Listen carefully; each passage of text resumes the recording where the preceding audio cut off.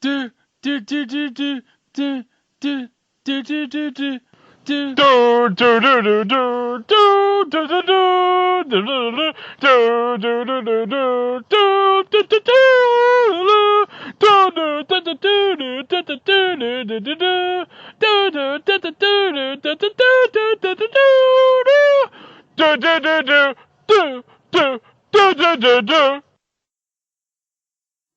Welcome back to Marvel Month here at It Was a Thing on TV. I am the Jeffrey Wright of this guide through this journey of obscure TV, Johnny C.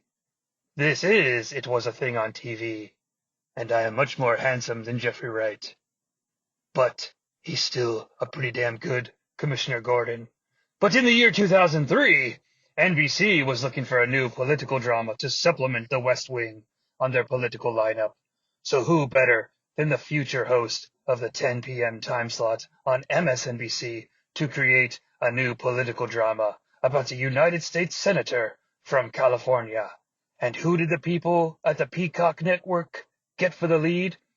The future Thanos, Nathan Summers himself, Josh Brolin, which at this point in 2003 would have been like somewhere between Hollow Man and No Country for Old Men in this timeline. Hey, do you remember the movie Hollow Man with Kevin Bacon? That was a pretty insane movie. Did you know there's a straight-to-DVD sequel to that? With Christian Slater? No, seriously, I'm not making that up. Just type in Hollow Man 2 on Wikipedia, and it's there. It's real. But, like Thanos himself said, reality is often disappointing. So let's join Mike, Chico, and Greg as they review Mr. Brand Walsh from the Goonies Goes to Washington. That's not what that show is actually called, but in my mind, that's what I wish it was called. And hey, did you ever play that video game, The Goonies 2? Good lord, that was hard. And really kind of scary in those cave scenes. Anyways, this was It Was a Thing on TV. Episode 261, Submission 695. Mr. Sterling. Mr. Sterling aired on NBC from January 10th to March 14th, 2003 for 10 episodes.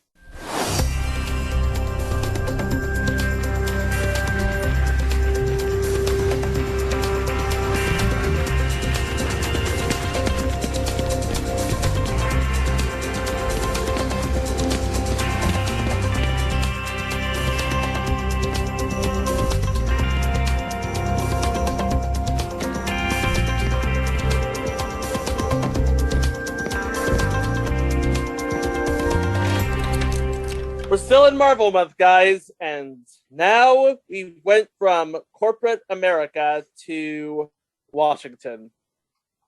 Write your own jokes, folks. Because now we're about to tell the story of a latter-day Mr. Smith Goes to Washington, in which you have the story of this ideologue who is willing to learn the game, but not willing to compromise his beliefs. Oh, you're not talking about Mr. Smith the orangutan. Okay. No, that's another Mr. Smith. Well, he did go to Washington, though. He did go to Washington with Leonard Fry and Bobo.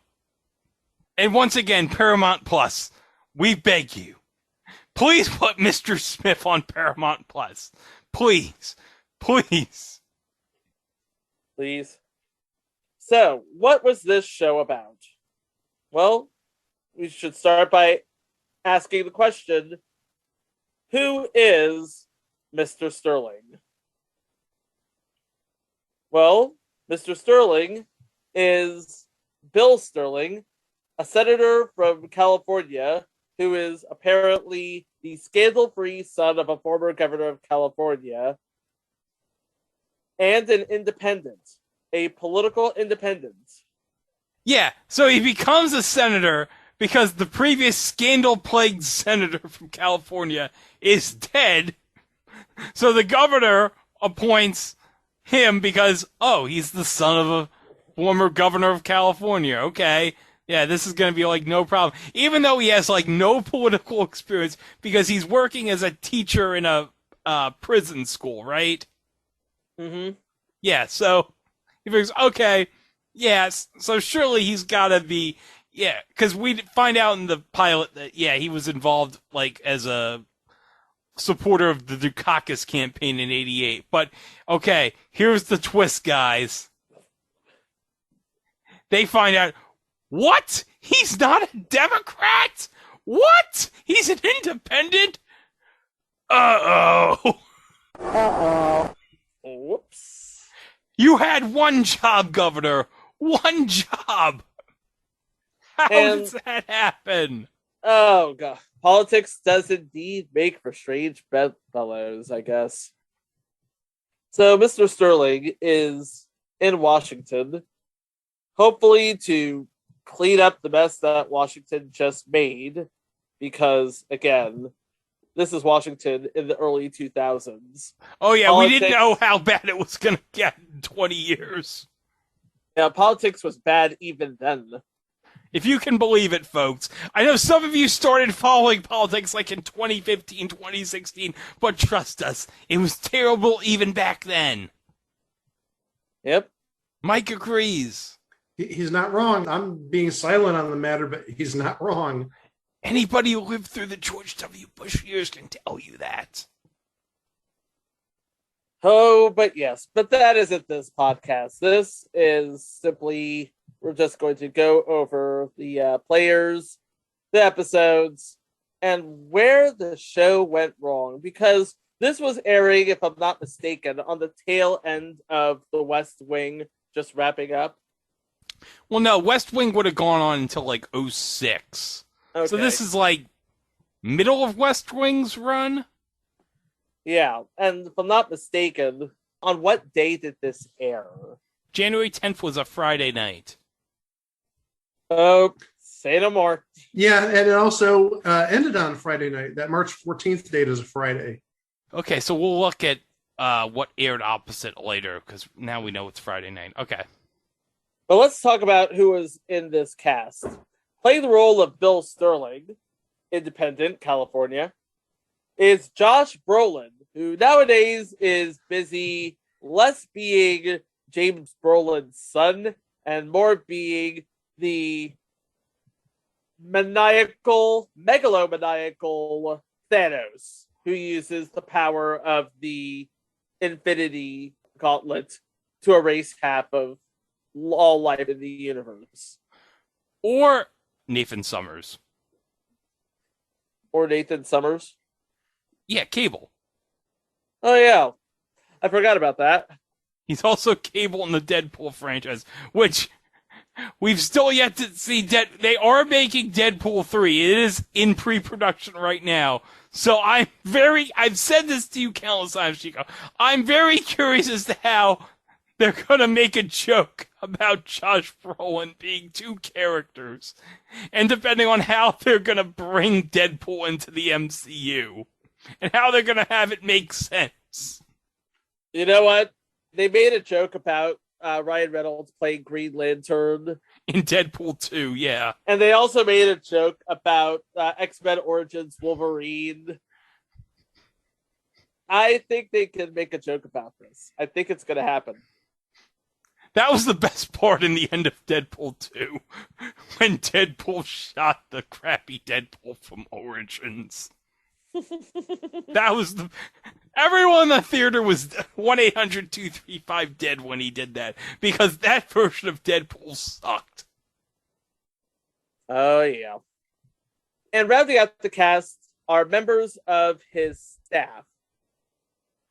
Jackie Brock, played by the incomparable Audra McDonald. Tommy Doyle, played by William Russ, who you remember as the dad on Boy Meets World. That's right, he was the dad on Boy Meets World. Which you know that means, Mike. I figure you do a good takeout business. Good takeout business? Yeah, we do a good takeout business. Takeout business. I still can't believe that episode basically sets up Sean to be murdered. Notice I didn't say a single word there. No, you didn't. You knew it was coming. That's why I was shaking my head. Then you have Leon Montero, played by David Narunya, who nowadays can be found acting opposite John Krasinski on Tom Clancy's Jack Ryan on Amazon Prime. Yeah, John Krasinski as Jack Ryan on Amazon Prime. Yeah, John Krasinski, who may or may not be in a certain movie next month. Maybe. Maybe. Who knows? Maybe he'll be playing someone fantastic if he's in the movie. Maybe. We don't know if he's in the movie or not. We're just guessing. Yeah. We're not saying anything. Yeah, we're not. Secretary Pat Conway, played by Dale Rowell. Want to see what she's been in. She's actually been the mom in Blast from the Past. Hello. Oh, Blast from the Past. And played in 12 episodes from 2014 on Under the Dome. And was in 25 episodes of True Blood. Oh, yeah, True Blood. Yup. Of Anna Paquin. Yeah. Yep. And you know what that means? Woo! That's eugenics. And then we have staffer Laura Chandler, played by Chandra West, who is famously remembered as being the murder victim on her first day of the job on the pilot episode of CSI. What? She was cast in the pilot of CSI to be killed. In the first episode of CSI, she was the first person killed on CSI. No, she was the second. No, she was the second person. They were investigating the first person. It was her first day as a CSI, and she died. Oh, what a terrible! Because Warwick at that time had a bit of a gambling problem and had to place a bet. Oh, damn you, Warwick! And by the way, actress's name, Chandra West. She's been in 13 episodes of NYPD Blue, 7 episodes of John from Cincinnati, and nowadays, gosh, she is. The last notable entry was on a 2017 episode of Chicago PD. Okay. But she did play Dr. Honey in I Now Pronounce You Chuck and Larry. Oh, yeah, I forgot about that one with Adam Sandler and Kevin James, yeah. And rounding out the cast as retired Governor William Sterling, Bill's father, is the late, great James Whitmore. And if you don't know who James Whitmore is... Yeah, just don't. Don't No. even. Hey, one thing I found out about James Whitmore. Yeah. He was the second husband of Audra Lindley, Helen Roper. Oh! Ooh. Yeah. I was 8 years old when I learned this. Well, as we all know, Helen Roper couldn't handle a dog. Nope.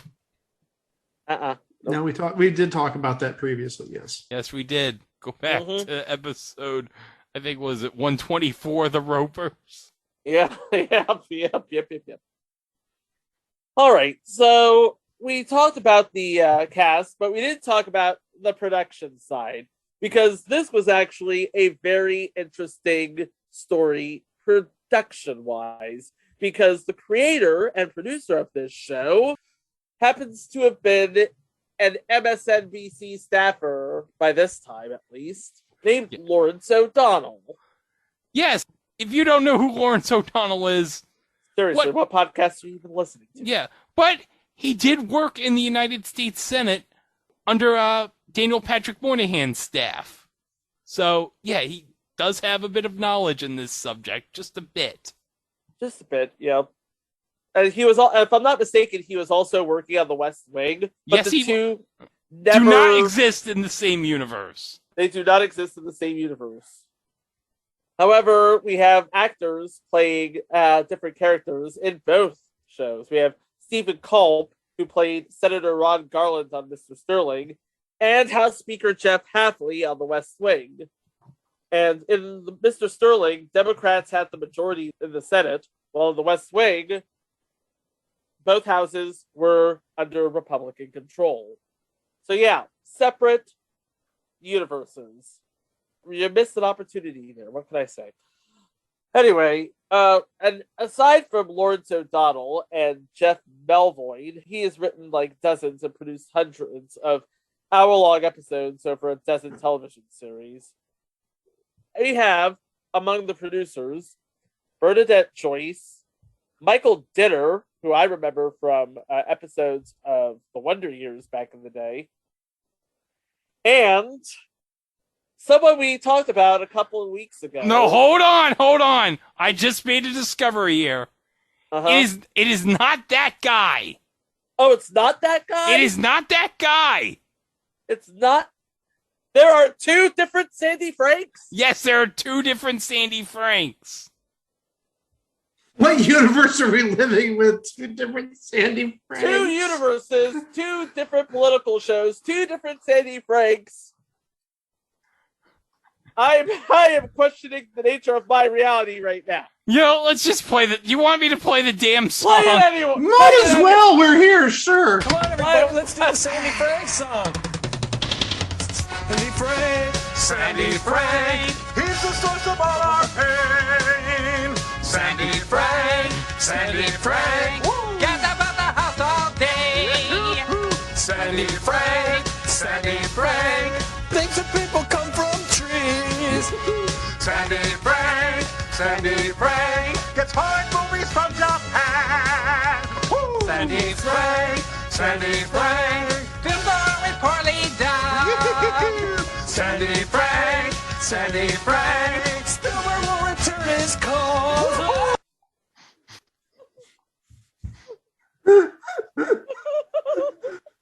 So wait, this is now the third week in a row we played that song. Will we get to 4 weeks next week? Stay tuned. Probably not. I doubt it.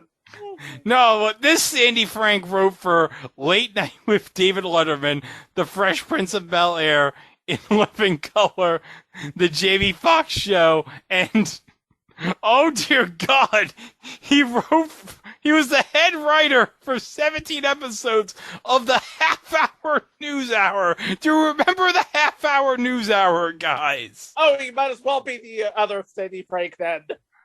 Yeah, that was Fox News' attempt to capitalize on the Daily Show, but it was really, really horrible. Yeah, here's the thing. They forgot that they were doing comedy. Chica's audio broke up a smidge. I think y'all know he was trying to say comedy there. Yes. This Sandy Frank is no longer with us. Died in 2014, so... Oh. Well. Now I just feel bad. But anyway, let's talk about this show. Not much is known about it. I had to get the episode guide off of Google. Thanks, Google. And again, like all good shows, it's all fleshed out in the pilot. A young and well-intentioned U.S. senator brings a fresh perspective and his own agenda to Capitol Hill. On this episode, California's senior senator dies. Hence why Bill Sterling is elevated to the role. And oh gosh, so many names in this episode, mostly in montages, but we have here's somebody you might know, Mike. Playing himself. And this makes sense given who wrote it. And this makes sense given who wrote it. Chris Matthews. I thought after his little incident last year or 2 years ago, we weren't going to talk about him. Has that ban been lifted? I don't know. Has it? Nobody cares anymore. Okay, unless your name's Elizabeth Warren, nobody cares. Well, yeah, that was essentially my point. But okay. I did have an encounter with, actually multiple encounters with him around this time in October of 2002 and also in June of 2003. I was on a hardball. Yeah, That's right. you were a grad student on Hardball. I was not a grad student. I I was thought- actually he was- only a sophomore at the time. Yeah, Actually, he I had think I was a only just freshman started. still. Yeah, he only just Yeah. started at Cleveland State. Yeah. Well, that's when I went back. Yeah, but I was like a quasi freshman / sophomore. So yeah, no, I didn't get my master's degree till a decade later. Okay. And another name that appears in this is Tate Donovan, who you would know as he was in Love Potion #9 with Sandy Bullock. Yep. He was Oversight, or James MacGyver, on the MacGyver reboot. So he was MacGyver's dad on the MacGyver reboot? Mm-hmm. And George Dixon in The Man in the High Castle. Okay. He also played Mark Boudreau on 24 Live Another Day. That's right, the sequel series to 24. After 24 in the timeline with Kiefer Sutherland and Marilyn Rice Cup. Yeah. Not to be confused with future entry 24 Legacy, which does not feature Kiefer Sutherland. Mm-mm. Wait, did this show also feature the guy that took out that guy's knees on Few? Oh, that guy! I don't think Gregory Itson was on 24 Live Another Day. Like, Okay, I was just going to throw it out there because, in case you didn't see, oh, hold the on, guy whose knee got time out. taken- What? Let's play the CNN breaking news bumper. This is CNN Breaking News. Well, Lawrence Donald is MSNBC, but hey, it's breaking news. So the guy who took out the knee of that guy on Few, Yeah. I'm talking about Gregory Itson. Okay, he wasn't on 24. The guy returned, and he was on Few, and he made his triumphant return, and oh my gosh, was it amazing. Yeah, we talked about that sort of in episode 31 before we knew anything about his situation. It was just a legend we heard from, you heard from Randy back in the day. Well, from multiple sources, but it was essentially hearsay. We didn't have any sort of evidence. But now we do. Now we do. Oh, yeah. And we'll be revisiting Few later this year, so. Yep. And you know what? Tate Donovan's been very busy. He was in Hostages, Damages, The OC, Trinity. He played Hercules. Hercules! Hercules! Oh, that's right, in the animated movie Hercules. Oh, wait, you know who else was in Hercules, Mike? No. Who? Ongo Gablogian. Derivative. And we also have Gerald McCready in this episode. That's as right. Burt, Yes! as Burt Gamble. Yeah, Major Dad. Mr. Delta Burke. That's right. And from Simon and Simon. Can't forget about Simon and Simon. Never forget about Simon and Simon. No. And also, we got another name on top of all this. I mean, we've already mentioned like 3 names. We got another name. Oh? Playing California Governor Marino in this episode is Bob Gunton, and we've talked about him. He played Junction Jack on Greg the Bunny. Nice. Well, he stupidly forgot to know what Mr. Sterling's party affiliation was. He didn't realize he was an independent. Uh-oh. Yeah, Susan, I agree. He should have taken a proper vetting of Mr. Sterling, but oh well. Mm-hmm. By the way, Joe McCready's character, Burt Gamble, Senate Minority Leader from Louisiana. Okay. And the person who died was Albert Bailey, who died of a heart attack. Oh, isn't that always what happens? At least he didn't go out like Nelson Rockefeller did. Wink, wink. Sterling was appointed to his seat, and I'm wondering if he actually appeared in this episode. No, he did not appear in this episode. Oh, no. So. Died off screen. Died off screen. Well, who cares? All right, next episode. Next question. Going against Jackie's advice, Senator Sterling responds to a dreaded drug question during his first press conference. The senator's dad, former California Governor Bill Sterling Sr., heads to Washington, D.C. to share his political wisdom. And in this episode, we have Randy Oglesby as Senate Majority Leader That's his character's name. Just Senate Majority Leader. Who cares if he has a name? He's just Senate Majority Leader. He's a Democrat from New Mexico, and he's the Senate Majority Leader. Well, we'll just call him Nancy Pelosi. There. Democratic No, Senate Chuck Leader. Schumer Nancy... or Harry Reid. Chuck Schumer, whatever. Shut up. Nancy Pelosi's in the House, silly. Okay. I knew that. And Senior Senator Jackson is played by Graham Greene. By the way, Senior Senator Jackson. Hold on, time out. I forgot it's 2003. It would be Tom Daschle at this point. Tom Daschle, that's right. Not Harry Reid. He wasn't the majority or minority leader yet. Okay, continue. Graham Greene, also known for Green Mile, Wind River, and Dances with Wolves.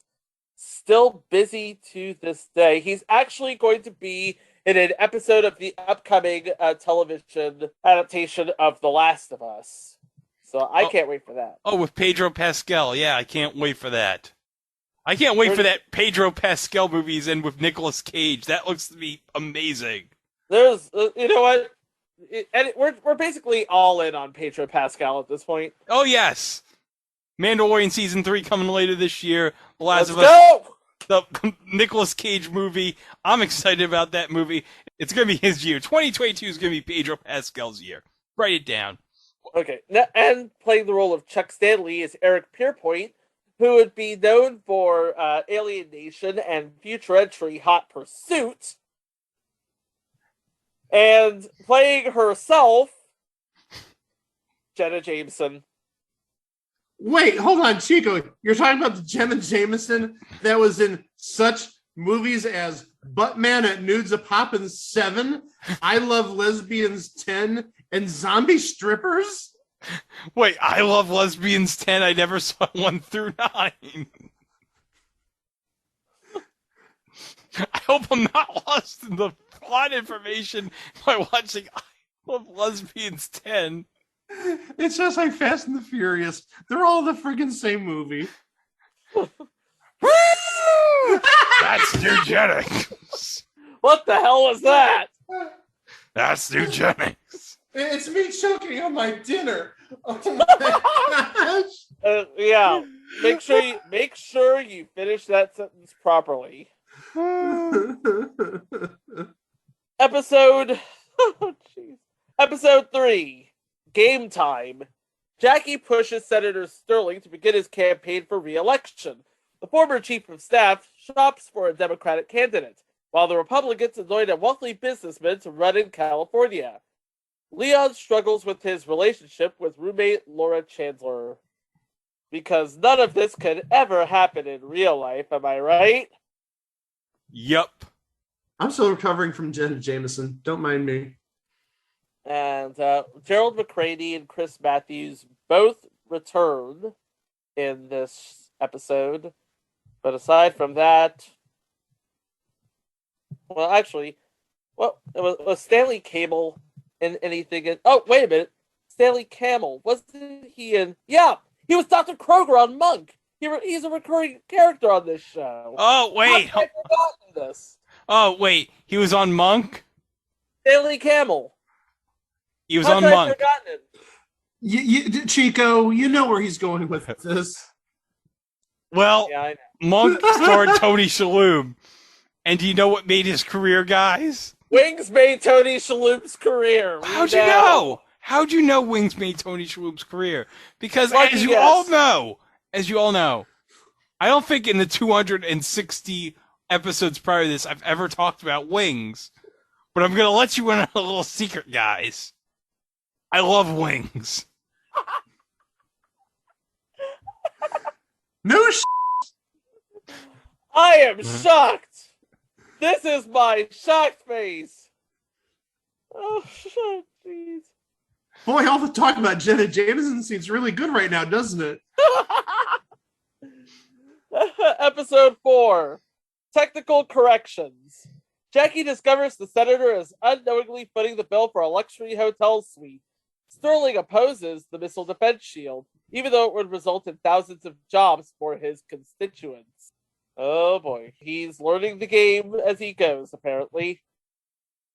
Harris Yulin is a recurring player. I wonder if he was in anything incredible or anything. Oh, wait a minute.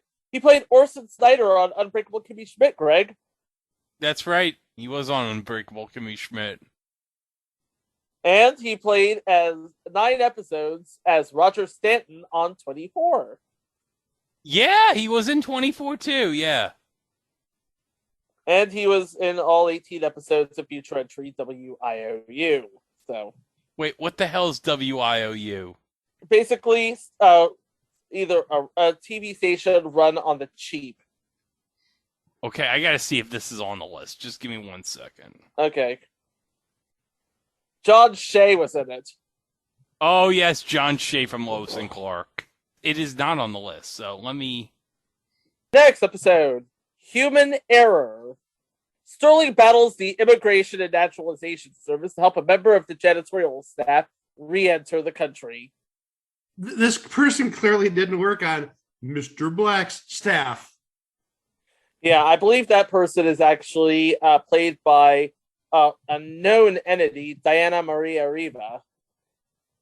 Right now, she's filming 10 episodes of the Cortina Chronicles, but she was in Dead to Me, Sunnyside, Man with a Plan, Telenovela, The Bridge, Rob, The Good Guys, Side Order of Life, another brilliant but canceled Future Entry, Studio 60 on the Sunset Strip. Oh, that was good. 2 straight episodes with a Matthew Perry show. And I wonder if... What's next? We're going to reference the 2011 Mr. Sunshine? we might. Hey, Greg, you want to do a reference to Second Chance / Boys Will Be Boys? Yeah. I was waiting for you to do that. Just remember, guys, in the future, according to this timeline, a Second Chance 1987, John Travolta's going to be on Currency. Which means, I guess, the world is going to be taken over by Xenu at some point. I don't know. I don't know. Episode 6. Nothing personal. Sterling agrees to help a college friend win an appointment, but the appointment runs into trouble, and a billionaire enters the race for Sterling's seat. Because, of course, they do. Yeah, but there's Jenna Jameson, and... Oh, she's back in this episode? She's back in this episode. Oh, wow. Wait, do you mean the same Jenna Jameson that was in I Love Lesbians 10? No. I'm sorry. And also... I love that there's a porno called I Love Lesbians 10, and that there were 9 other things preceding it. At least 9 other ones. There are 9 before it. There might be more after it that we don't know about and shouldn't know about unless we want to really do like no, we don't want of our cookies. This Jack, do you want to comment? No. Okay, Joe McCraney and Eric Pierpoint back on this episode. Episode 7, The Statewide Swing.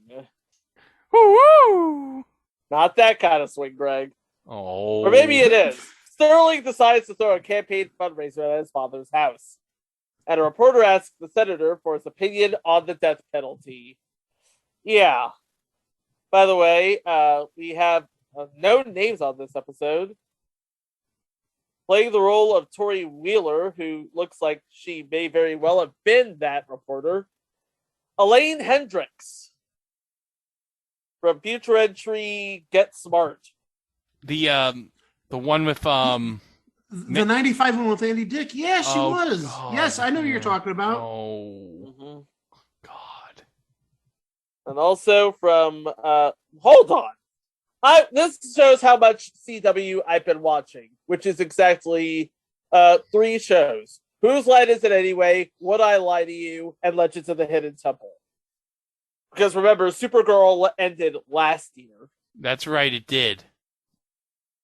She plays Alexis Carrington in the Dynasty reboot. Oh, wow. Yes. Oh, that's great. Well, that's another reason to watch, aside from Liz Gillies in the Dynasty reboot, so. Mm-hmm. Oh, hey, guys, do you want a little bit of closure on the I Love Lesbians thing? No. Oh, yes! What? Yeah, for Greg, I'm going to do it. They did up to I Love Lesbians 14. Yes, I did research this on IMDb. Also, they did 4 sequels after. And wait, you haven't heard the best part. Well, maybe, but the person who directed the I Love Lesbians movies. Can you believe this, guys? What is it? Randy West, not that Randy West, another Randy West. The other Randy. Now The other two- one, not good now we have friend two Randy West. No, Okay. Not- We have 2 of everything, apparently.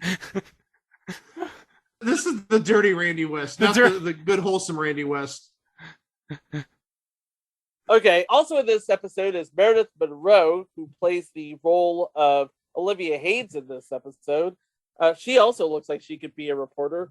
She was actually in episodes of 13 Reasons Why, Heart of Dixie, and as a recurring role as Haley Hotchner, Hotch's wife on Criminal Minds. But we don't talk about Thomas Gibson. No. We don't talk about Thomas Gibson. Episode 8, Wish List. Sterling causes a stir when he announces that an actress would like to testify before the Committee on Appropriations. Playing said actress, Portia de Rossi. Oh, yeah, that... Would this be during Arrested Development? No, I think this is right before. Didn't Right Arrested before, Development actually. start in Yeah, 2003? Arrested... Yeah, you're right. Arrested So Development was fall of would be her 03, last- yeah. Yeah, this would be her last role before Arrested Development. Yeah, this would have been just after Ally McBeal. So something to look forward to. Oh, yeah, I forgot she was on Ally McBeal, yeah. 2 straight weeks with an Ally McBeal reference. Episode 9, the penultimate episode, Final Passage. This does not have a synopsis. No. Okay, well... Is there anybody in this episode? No.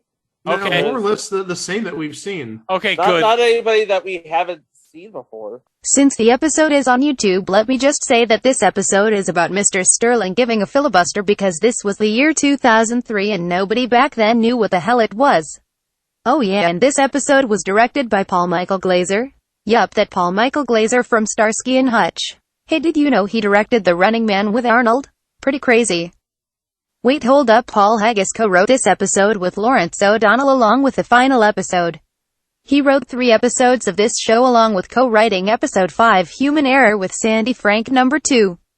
Geez guys, you are slacking here, and if you are keeping score at home, this is the second time that Paul Haggis has been mentioned on this podcast because he was the writer of The Return of the Shaggy Dog. Please go back and listen to that episode because it was very underrated, especially the part where Gary Kroger was playing dog poker in the commercial. That was a hoot and a holler. Okay, then let's go to the final episode then. Final episode, Sins of the Father. A reporter from the New York Times reveals a history of bribe-taking by Senator Sterling Sr., leaving Jr. and his staff to deal with the repercussions. Uh-oh. And all while Bill is celebrating his birthday, and the National Press Club is asking him to replace his guest speaker. Happy freaking birthday indeed. But unfortunately, we never do get any closure on that sort of thing, because after 10 episodes, Mr. Sterling was, I need a politically appropriate metaphor, Impeached? voted out of office. Voted out of office. Okay, let's play our favorite game on this show. Look at the schedule. Look at the schedule. All right, I got our friends at TV Tango on the case here. On January 10th, 2003, Mr. Sterling aired at 8 o'clock. It was up against America's Funniest Home Videos on ABC, 48 Hours, Fastlane on Fox, and What I Like About You and Sabrina the Teenage Witch. On the WB. Yes. So, by all accounts, it should have done well, and it actually did do well because it won its time slot. It beat out 48 Hours, which was in second place. America's Funniest Home Videos was in third, and Fastlane was in fourth. And What I Like About You and Sabrina the Teenage Witch was in fifth. So, that showed a bit of promise. Well, one thing that I think went wrong here, how many dramas do you see like this at 8 p.m., let alone on a Friday night at 8 p.m., usually when you have more relaxed, toned down family fare? I can't. Not many. I'm just throwing that out there because when you said it's on at 8 p.m., it's like, no, this is something that probably should have aired at 9 or 10, because usually that 8 p.m. hour, especially on Fridays, is more aimed towards families. Yeah. Generally. Well, 48 Hours isn't aimed at families per se, but generally looking at ABC, you've talked about America's Funniest Home Videos, and we know TGIF has been there for decades. It seems sort of weird to put a drama there. Yeah. And ratings didn't go down terribly. If anything, they went up. But then again, America's Funniest Home Videos played catch-up in the ensuing weeks. I'm looking at TV Tango as we're doing this. And actually, on January 31st, America's Funniest Home Videos overtook Mr. Sterling. They had a 7.7 rating and a 13 share, while Mr. Sterling had a 6.8 rating and a 12 share. And it just seems that they were just leveled off, They started out high, and they didn't get any higher. But then comes February 7th. Mr. Sterling was overtaken not by America's Funniest Home Videos, but by The Price is Right $1 Million Spectacular. Oh, that's right. Now, wait a second. I'm making this go full circle. I apologize. The $1 Million Price is Right Spectacular? Uh-huh. In 2003? Mm-hmm. Could have been announced by Randy West. Just saying. Throwing that out there. Now we're going full circle with the whole Randy West and I Love Lesbians thing. Oh, God. And then they preempted it for a special that following week. And then on February 21st, Mr. Sterling lost to both America's Funniest Home Videos and Star Search. That's right, because they would have revived it before Arsenio. Yeah, that was because American Idol. Because American Idol. That didn't last long, the Star Search reboot with Arsenio. It lasted 3 good seasons. Actually, it lasted 2 good seasons and 1 horrible season. I didn't realize that was 3 seasons. I thought it was just one and done. Okay. I thought the same. I thought it was one and done, but I trust Chico when it comes to these matters. But yeah, it got to a point where ratings just didn't go anywhere. In fact, I think episode 10 went unaired. Yeah, that's what Wikipedia says. Okay. Yeah. So it just languished on Fridays for 9 episodes, and then that was it. There was nothing real memorable about the show. There was nothing really... It didn't stand out in political drama. It was just there. I got a review here. It's from Variety.com. Mr. Sterling reinforces political notions established by the fictional likes of The West Wing and the non-fictional keep the cameras rolling attitude of so many recent politicos. But it suggests that this one particular maverick, a former governor's son played with cloying self-confidence by Josh Brolin, can skyrocket to power after his appointment to fill the seat of a apparently corrupt senator. Mr. Sterling shoots into the red at times on the implausibility meter, but there's a sturdy foundation underneath this mid-seasoner that could lure the West Wing fans intrigued more by the story than its cinematic appeal. Translation: it was incredibly hard to take seriously.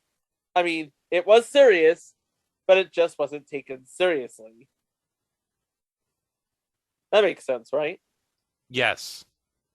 At the end of the day, I think that's what its big problem was, because it had a whole lot of talent in front of and behind the cameras.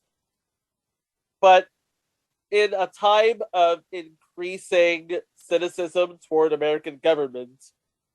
It was just way too idealistic. Give it another 12 years. Politics will be a total storm by then. Yeah. But ultimately, it got the numbers. I just don't know if it was the numbers NBC was looking for, especially opposite Star Search, The Price is Right, and America's Funniest Home Videos. Maybe if it were on USA, it probably would have had a chance, but not on Fridays on NBC, no. Well, also, like I said, 8 p.m. That's not good. I think it's bad scheduling. And it looks like they were just trying to get a similar show to West Wing with similar West Wing type of ratings.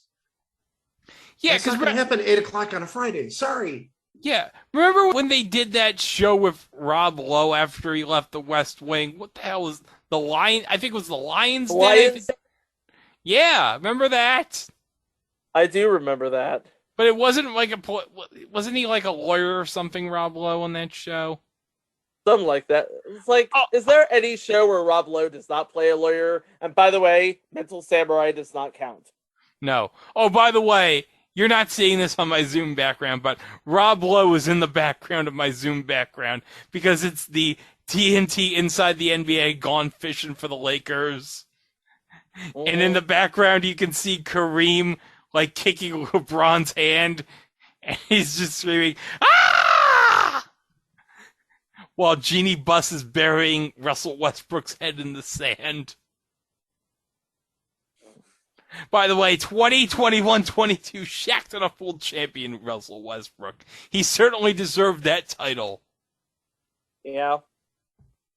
Mike, you agree, right? He deserved to be the Shaq and the full champ. You know, I really didn't want to talk about that because I just saw the Cavs lost to the Hawks. Oh, well. So their season's over. Well, don't worry. If it'll make you feel better, Trae Young will be done in 5 games, so...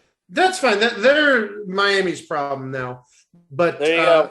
But also, next year we're going to be really, really good at once we get everybody healthy. But going back to what you said, Russell Westbrook is the GOAT among Shaq and the Fool. Why would anyone compete on Shaq and the Fool? But wait, wasn't he the champ last year too? He was the champ last year, yes. So he's 2 years running. Absolutely. He is the reigning, defending champion. Wait, I've said this, and this is absolutely true.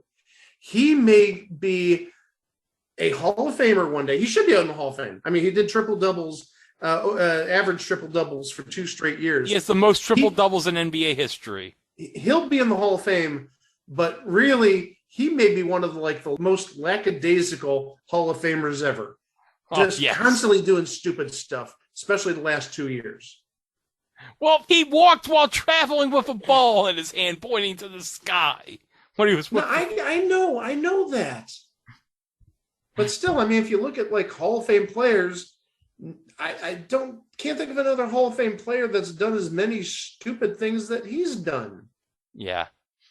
But okay, we've talked enough about Russell Westbrook. Yeah, NBC, they wanted to get their political dramas in, and they tried to make this a success like the West Wing, and it didn't work.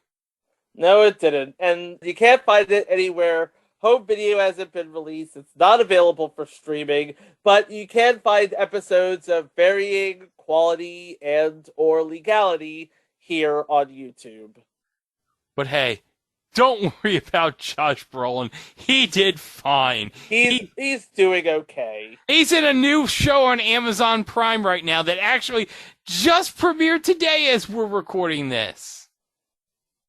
Outer Range is the name of the show. Yep, I've seen the first episode. It looks promising. Okay. And he was recently on Hot Ones. With Sean Evans, yeah. Yes. Look it up. He's on Hot Ones. By the way, Hot Ones the game show, feature entry. Oh yeah, Hot Ones. Doesn't work. They tried. Doesn't work. Yeah. But hey, to tie it back into Shaq, the Shaq episode of Hot Ones is great. You know what? Is there ever a bad episode of Hot Ones? No. I don't think there is a bad episode of Hot Ones. There might be one or two, but no, most of them are good. Yep. But yeah, Josh Brolin doing fine. He is in half of the Infinity Saga of the Marvel Cinematic Universe. He was on an episode of What If. He's doing okay. Audra McDonald, she's doing fine too. She's doing fine. Gerald McRaney, he did House of Cards. He did fine. David Naronia, doing Jack Ryan. He's okay too. So yeah, it seems like nobody's career was made or broken by this show. It was, in every sense of the phrase, just a thing on TV. Yeah. Time for Not Even Price is Right! Oh, God.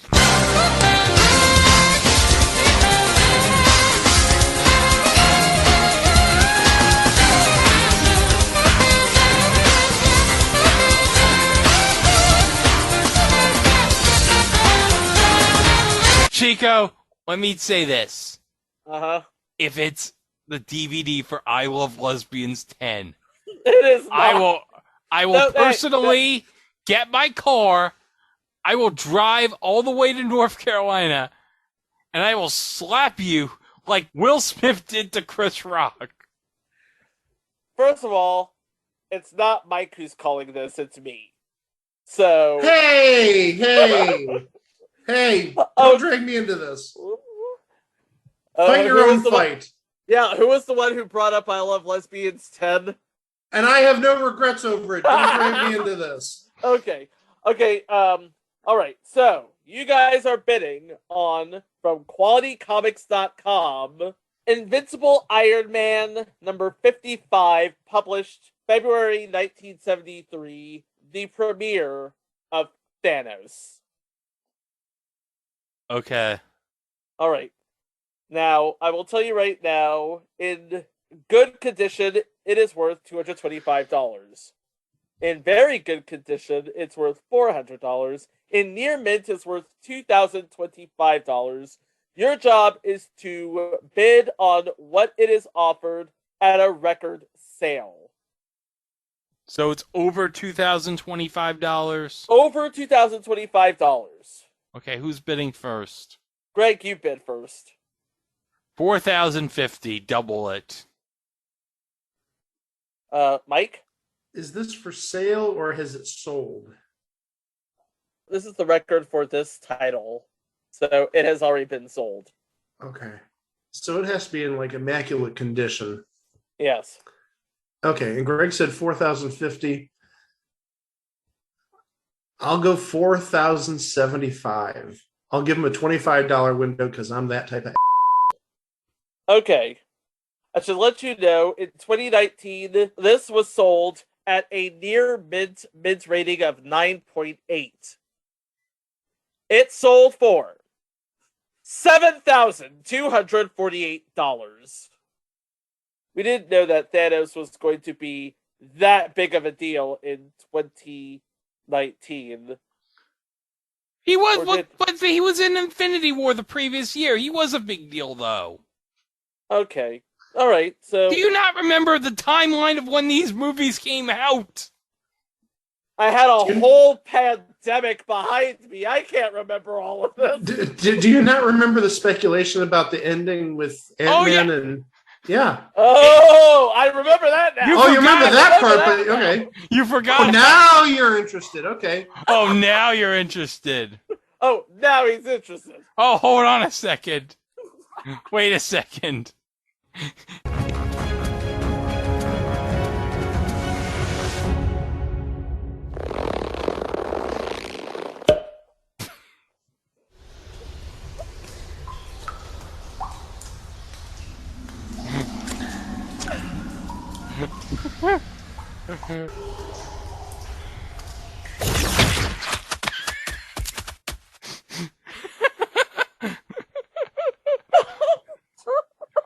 That is a real video. Ant-Man defeats Thanos in VR. Oh my god. And that's all. You know what? Google the video. And while you're on YouTube, you can look up It Was a Thing on TV. Make sure you like our videos, as it helps against the algorithm. Subscribe to our feed, hit that notification bell to stay up to date on future topics. And also, don't forget to visit itwasathingontv.com, where we have all of our episodes, all of our mini-sodes, all of the links to our socials at It Was a Thing on TV, unless you're on Facebook, because Eliza Dooley hates Mark Zuckerberg. They're at It Was a Thing on TV podcast. And, of course, we can't forget our friends at the Place to Be Nation. This week they have... Opposite Sex, Tidy, and Don't Scare the Hair. Yep. And next week, we're doing deep dives into the universe, where we have an agent of S.H.I.E.L.D. in Portland, Oregon, and a Kree superhero raising dad? What? A Kree superhero raising dad. Okay. A Kree superhero raising dad, along with Darcy from Thor. Along with Darcy from Thor. This will all make sense next week, right here. Hold on, wait a minute. We do have a special mini-sode that week. Oh, that's right, my mistake. Because it is Mr. Fuji's birthday. That's right. And he's a legend around these parts, so we figured we're going to honor Mr. Fuji, give him his due on this podcast by talking about the greatest thing he was ever involved in. And I've been hyping this up for a long time now. I bet you were, baby. Yeah. He has. And that's all coming up right here next week on It Was a Thing on TV. For Greg, for Mike, I'm Chico. Thanks for listening. Please be kind to each other, and we will see you for the next one. Wow!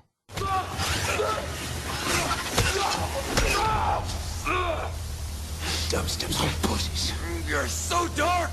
Do you sure you're not from the DC universe? I love dubstep.